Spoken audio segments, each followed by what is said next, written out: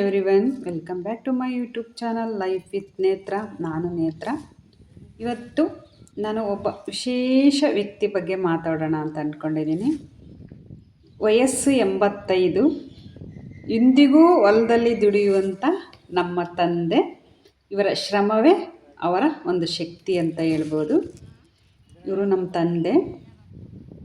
ನಂದು ಒಂದು ಹೂವಿನ ಗಿಡ ತಂದಿದ್ವಿ ಊರಿಂದ ಅವರೇ ತೊಗೊಂಬಂದಿದ್ರು.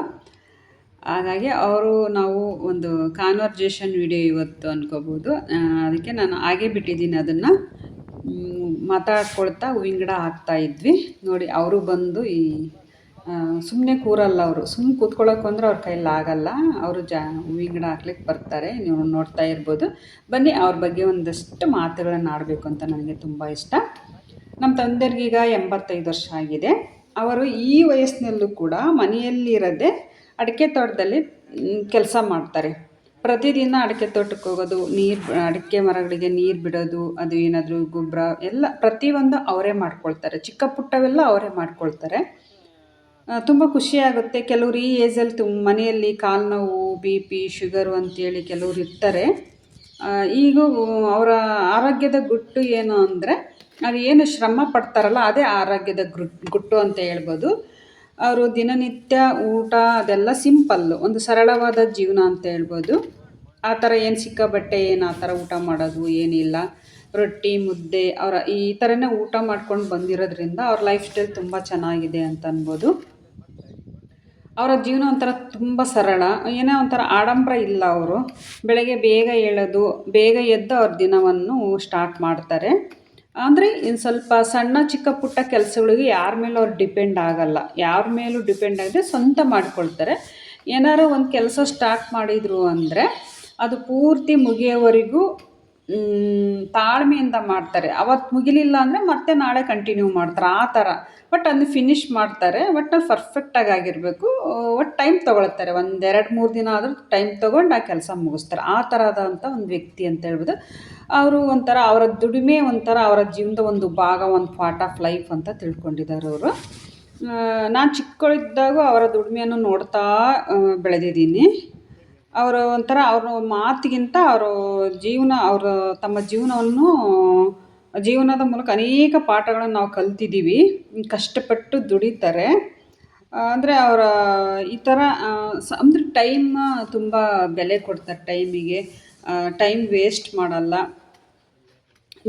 ನಿಜವಾಗ್ಲೂ ಈ ಏಜಲ್ಲಿ ಅವರು ಆ ಶ್ರಮ ಪಡೋದು ನೋಡಿಬಿಟ್ರೆ ನಮಗೆ ಇವರು ತಂದೆ ಎಲ್ಲ ಏನೋ ಒಂಥರ ಗುರು ಥರ ನಮಗೆ ಅಂತ ಅನಿಸುತ್ತೆ. ಇವ್ರು ನೋಡಿದರೆ ತುಂಬ ಒಂಥರ ಅಂದರೆ ಪ್ರಾಮಾಣಿಕವಾಗಿ ಇರ್ತಾರೆ. ಆ ಥರ ಏನು ಇದಲ್ಲ. ತುಂಬ ಇದಕ್ಕೆ ಮಾತಿಗೆ ತಕ್ಕಂತೆ ಪ್ರಾಮಾಣಿಕವಾಗಿ ತುಂಬ ಕಷ್ಟಪಟ್ಟು ಕೆಲಸ ಮಾಡ್ತಾರೆ. ಆಮೇಲೆ ಅವರ ಆರೋಗ್ಯವನ್ನು ತುಂಬ ಚೆನ್ನಾಗಿ ಕಾಪಾಡ್ಕೊಳ್ತಾರೆ. ಸಿಕ್ಕಾಬಟ್ಟೆ ತಿನ್ನೋದು ಏನೂ ಇಲ್ಲ. ತುಂಬ ಲಿಮಿಟಾಗೆ ಒಳ್ಳೆಯ ಆಹಾರವನ್ನೇ ತಿಂತಾರೆ. ಹಿಂದಿನ ಕಾಲದಲ್ಲೂ ಅನೇಕರು ಚಿಕ್ಕ ವಯಸ್ಸಿಗೆ ಸ್ವಲ್ಪ ಟಯರ್ಡ್ ಆಗ್ತಾರೆ. ಅವ್ರಿಗಿಂತ ಚಿಕ್ಕವ್ರು ನೋಡಿದರೆ ಎಷ್ಟೋ ಜನಗಳು ಟಯರ್ಡ್ ಆಗ್ತಾರೆ. ಆದರೆ ಇವ್ರಿಗೆ ನಿಜವಾಗ್ಲೂ ಆ ಥರ ಏನು ಟಯರ್ಡ್ನೆಸ್ ಅನಿಸೋದಿಲ್ಲ. ಇವ್ರ ನಿಜವಾದ ಶಕ್ತಿ ಅವ್ರ ಮನಸ್ಸಲ್ಲಿ ಇದೆ. ಆ ಥರ ಶಕ್ತಿ ಇದೆ ಅವ್ರಿಗೆ ಅಂತ. ಏಜಿಗೆ ಆಗೋವಂಥ ಶಕ್ತಿಗಿಂತ ಅವ್ರ ಮನಸ್ಸಲ್ಲಿ ಇರ್ತಕ್ಕಂಥ ಉತ್ಸಾಹ ನೋಡಿದರೆ ತುಂಬ ಭಾಳ ಎನರ್ಜಿಟಿಕ್ ಇದ್ದಾರೆ ಅಂತ ಹೇಳ್ಬೋದು. ಏಜ್ ಅಷ್ಟೇ ಅವ್ರದ್ದು ಒಂದು ಸಂಖ್ಯೆ ಅಂತ ಹೇಳ್ಬೋದು. ಇಷ್ಟ ಆಗಿದೆ ಅಂತ ಅವ್ರಿಗೊಂದು ಸಂಖ್ಯೆ ಮಾತ್ರ ಅದು. ಆದರೆ ಮನಸ್ಸು ಮಾತ್ರ 25-30ರಂತೆ ಇದೆ. ಆ ಥರ ಕೆಲಸ ಮಾಡಬೇಕು ಒಂಥರ ಆ ಥರ ಉಲ್ಲಾಸ ಅವರಿಗೆ. ಆ ಥರ ತುಂಬ ಎನರ್ಜಿಟಿಕ್ಕಾಗಿ ಮಾತಾಡ್ತಾರೆ. ಒಂಥರದ್ದು ವಾಯ್ಸೆಲ್ಲ ಲೋಡಾಗಿ ಒಂಥರ ತುಂಬ ಇದರಾಗಿ ಮಾತಾಡೋದು ಎಲ್ಲ ಇದೆ ಅವ್ರಿಗೆ. ಆ ಥರ ಅಂಥ ವ್ಯಕ್ತಿ ಅಂತ ಹೇಳ್ಬೋದು. ಯಾವಾಗಲೂ ಇನ್ನೊಂದವರು ಪಾಸಿಟಿವ್ ಆಗಿ ಥಿಂಕ್ ಮಾಡ್ತಾರೆ. ಅದನ್ನ ಜಾಸ್ತಿ ನೆಗೆಟಿವ್ ಆಗಿ ಥಿಂಕ್ ಮಾಡಲ್ಲ. ಆಮೇಲೆ ಸ್ವಲ್ಪ ಅವರು ಓವರ್ ಥಿಂಕ್ ಏನು ಅಂದರೆ ಸ್ವಲ್ಪ ನಾಳೆ ಏನು ಕೆಲಸ ಮಾಡಬೇಕು ಏನು ಅನ್ನೋದು ಸ್ವಲ್ಪ ಆ ಥರ ಓವರ್ ಥಿಂಕ್ ಮಾಡ್ತಾರೆ. ಬೇರೆ ನೆಗೆಟಿವ್ ಥರ ಅಲ್ಲ, ಕೆಲಸದ ಬಗ್ಗೆ ಓವರ್ ಥಿಂಕ್ ಇರುತ್ತೆ. ನಾಳೆ ನಾನು ಯಾವ ಕೆಲಸ ಮಾಡಬೇಕು, ಏನು ಮಾಡಬೇಕು, ಮಳೆ ಬಂದರೆ ಏನು ಕೆಲಸ ಆಗುತ್ತೆ, ಮಳೆ ಬರದೇ ಇದ್ದರೆ ಯಾವ ಕೆಲಸ ಮಾಡಬೇಕು, ಈ ಥರದಂಥ ಒಂದು ವ್ಯಕ್ತಿ ಅಂತ ಹೇಳ್ಬೋದು. ಹೀಗಾಗಿ ಇವ್ರದ್ದು ಈ ಥರ ಸಕಾರಾತ್ಮಕವಾಗಿ ಯೋಚನೆ ಮಾಡ್ತಾರೆ. ಡೈಲಿ ಹೊಲಕ್ಕೆ ಹೋಗೋದು, ಅಲ್ಲಿ ಕೆಲಸ ಮಾಡೋದು, ಈ ಥರ ಮಾಡೋದ್ರಿಂದ ಅವರ ಊಟ ಮಾಡಿದ್ದು ಎಲ್ಲ ತುಂಬ ಡೈಜೆಷನ್ನು ಕೂಡ ಆಗುತ್ತೆ. ಹಾಗಾಗಿ ಅವರ ಆರೋಗ್ಯದ ಗುಟ್ಟು ಇದೆ ಅಂತ ಹೇಳ್ಬೋದು. ಶ್ರಮ ಪಡುವುದು ಒಂದು ಸಕಾರಾತ್ಮಕವಾಗಿರುವುದು. ಏಜ್ ಆದಂಗೆಲ್ಲ ಒಂದು ಸ್ವಲ್ಪ ನಿದ್ದೆ ಅವೆಲ್ಲ ಕಡಿಮೆ ಆಗ್ತವೆ. ಅದು ಸಹಜವಾಗಿ ಎಲ್ಲರಿಗೂ ಆಗುವಂಥದ್ದು ಅವರಿಗಾಗುತ್ತೆ. ಬಟ್ ಮೇಜರ್ ಹೇಳ್ಬೇಕು ಅಂದರೆ ನೋ ಪ್ರಾಬ್ಲಮ್. ತುಂಬ ಆ್ಯಕ್ಟಿವ್ ಆಗಿ ಕೆಲಸ ಮಾಡ್ತಾರೆ. ಮತ್ತು ಅವರು ಸಮಯಕ್ಕೆ ತುಂಬ ಬೆಲೆ ಕೊಡೋದು ಜಾಸ್ತಿ. ಸಿಕ್ಕಾಪಟ್ಟೆ ಹರಟೆ ಹೊಡೆಯೋದಾಗಿರ್ಬೋದು, ಏನು ಆ ಥರ ಎಲ್ಲ ನಾನು ನೋಡ್ಕೊಂಡು ಬೆಳೆದು ಬಂದಿದ್ದೀನಲ್ಲ ಈ ಏಜಲ್ಲಿ ಅಂತಲ್ಲ, ಅವ್ರು ಅವಾಗಿನಿಂದನೂ ಸಹ ಇವ್ರ ಜೊತೆಗೆ ಇವರು ಒಬ್ಬ ತಮ್ಮ ಇದ್ದಾರೆ.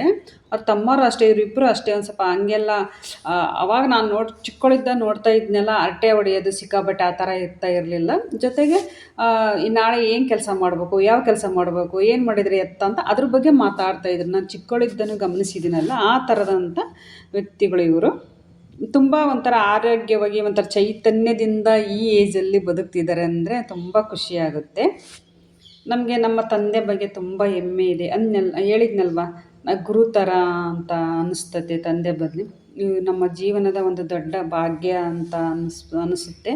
ತುಂಬ ಒಂಥರ ನಿಷ್ಕಲ್ಮಶದ ವ್ಯಕ್ತಿ ಅಂತ ಹೇಳ್ಬೋದು. ಇವ್ರದ್ದು ಏನಪ್ಪ ನಮಗೆ ಸಂದೇಶ ಅಂದರೆ, ವಯಸ್ಸು ಎಷ್ಟೇ ಆದ್ರೂ ಮನಸ್ಸು ಒಂದು ದೃಢವಾಗಿಟ್ಕೊಂಡು ನಾವು ಕಷ್ಟಪಟ್ಟು ಶ್ರಮಪಟ್ಟರೆ ಆರೋಗ್ಯವಾಗಿ ಇರ್ಬೋದು ಅನ್ನೋದು ಗೊತ್ತಾಗುತ್ತೆ. ಈ ವಿಡಿಯೋವನ್ನು ನೋಡ್ತಾ ಇರೋರು ಹೇಳ್ಬೋದು, ಹೌದು ಇವ್ರು ತುಂಬ ಕಷ್ಟಪಡ್ತಿದ್ದಾರೆ ಅಂತ. ನಿಮಗೂ ಸಹ ಗೊತ್ತಾಗುತ್ತೆ.